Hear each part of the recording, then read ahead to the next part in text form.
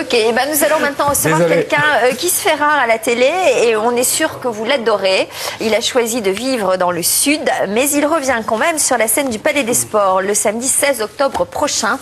Cher Damien, peut-être allons-nous écouter un florilège des chansons que l'on connaît par cœur. Je viens pas te parler d'amour, la tendresse, mon vieux, le gitan, faut pas pleurer comme ça. Ce qui est merveilleux, c'est qu'il y a plein d'amis de France 2 qui sont venus me dire ce matin, oh, on est super contents de le rencontrer, et elles ont 20 ans. C'est transgénérationnel, Daniel Guichard. Il est trop rare, et tant mieux il sera le 16 octobre. Non, mais j'adore Daniel Guichard. C'est un vrai chanteur. C'est votre prescription. Non, c'est un vrai chanteur de chansons populaires qui descendent dans la rue et qui touchent le cœur. C'est merveilleux, j'adore. On l'écoute et on le reçoit dans quelques instants. Et il sera au Palais des Sports le 16 octobre à ne pas rater.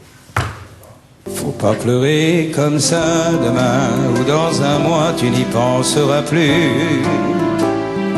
Faut pas pleurer comme ça aujourd'hui, c'est pour toi que nous sommes venus. Ne dis rien si tu veux, mais sèche un peu tes yeux et ne crois pas surtout que nous autres on s'en fout. Tu sais, pleurer ça sert à rien. La tendresse, c'est quelquefois ne plus s'aimer et être heureux de se trouver à nouveau deux. C'est refaire pour quelques instants un monde en bleu, avec le cœur au bord des yeux. La tendresse, la tendresse, la tendresse, la tendresse.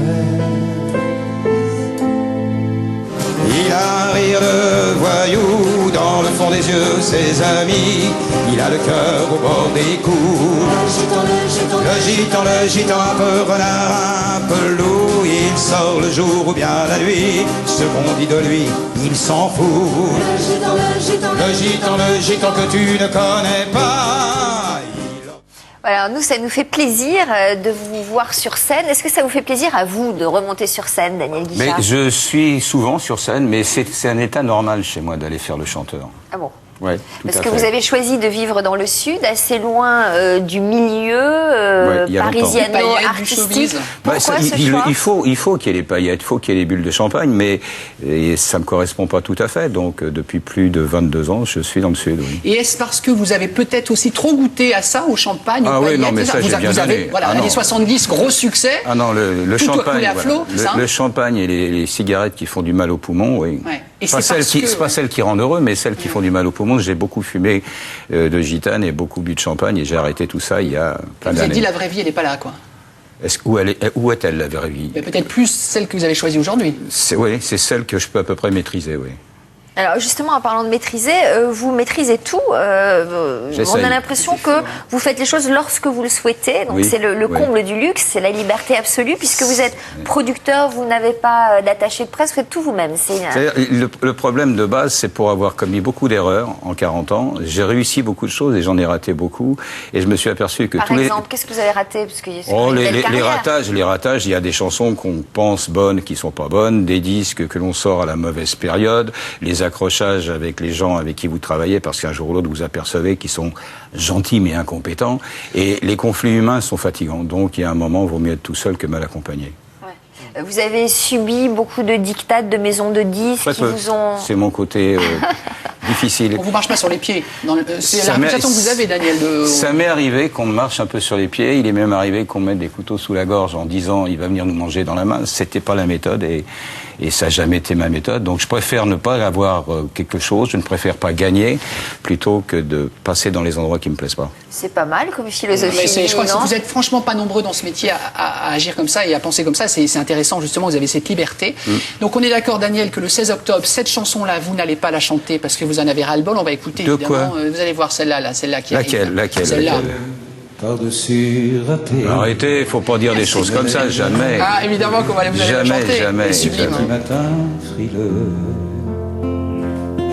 mon vieux. Il y avait qu'un dimanche par semaine Les autres jours, c'était la graine qu'il allait gagner, comme on peut. Mon vieux. Est-ce votre plus gros succès discographique, mon vieux? Discographiquement, non. Maintenant, avec le temps, oui, parce que ça va faire plein d'années. Ça fait 37 ans qu'elle est sortie. Mais la chanson qui avait marché le mieux commercialement, c'était Je viens pas de parler d'amour. Voilà. Mais les autres se valaient, quoi. Mais j'en ai raté quelques-unes, C'est c'est Jean pas Ferrat grave. qui a écrit La musique. Oui. Et vous, les paroles? Oui, sur un texte qui existait de Michel Sanlis, mais que j'ai repris et corrigé. Oui. Alors, les fans se déchaînent, figurez-vous, au standard. Annie est avec nous, je crois, au téléphone. Vous êtes là, Annie? Annie? Oui, bonjour Sophie. Bonjour. Je crois que vous souhaitiez profiter de la présence de Daniel Guichard pour lui parler en direct, alors allez-y. Ben écoutez, déjà, je vous remercie beaucoup de me donner cette opportunité. Daniel, je vous adore, j'ai beaucoup d'amis, je vous appelle de Corse, de Fouriane. Malheureusement, nous vivons dans le plus beau pays du monde, mais il n'y a pas beaucoup d'artistes qui viennent nous voir. Ah oui, bah, Et nous, on va faire ça. On ne peut pas se permettre d'aller voir tout le monde non plus sur le continent. Donc, est-ce que vous envisageriez de venir nous voir? Oui. Nous ferons ça. Mais je vais vous dire, en reprenant un petit peu votre question, je vais vous dire une chose qui est simple et qui est un petit reproche que je pourrais faire au public, les publics avec un S. C'est qu'il ne se passe pas une journée sans que j'entende 2 ou 3 ou 4 personnes qui me disent « Mais vous savez, vous nous manquez, il n'y a pas beaucoup d'émissions, il n'y a quasiment plus d'émissions de variété à la télévision. » Ça veut dire des variétés qui les touchent, parce qu'il y en a un petit peu, même trop peu. Et puis beaucoup de gens disent « Mais c'est dommage, on ne vous voit pas. » Mais le problème est simple pour tous les spectateurs et ceux qui regardent. Et si vous n'allez pas voir des chanteurs, des chanteuses quand ils passent à côté de chez vous, quand ils font des spectacles, ils n'ont plus les moyens de faire les chanteurs et les chanteuses et ils viennent plus vous voir. Il ne faut pas passer son temps sans arrêt à se dire on ne peut pas faire quelque chose. Les spectacles, ils sont vivants et ils vivent grâce aux spectateurs. Oui, je pense que notre téléspectatrice, elle sera là. Hein, si nous, vous allez en on Mais Corse. on ira dans l'île, vous inquiétez pas. Merci beaucoup. Il fait beau en Corse, à Furiani. Ah, il fait beau. On a eu un petit peu de pluie, mais ça y est, le soleil est relevé. Il y a un peu d'humidité, mais il fait très beau. On attend Daniel Guichard. Quand il veut, le plein sera fait. Vraiment le plein. Elle fera la pub, elle fera la pub.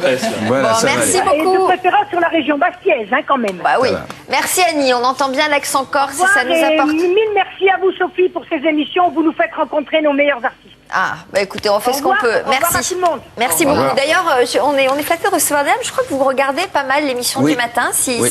l'autre Je jour suis vous très, écoutez. je suis très télévision. Bon.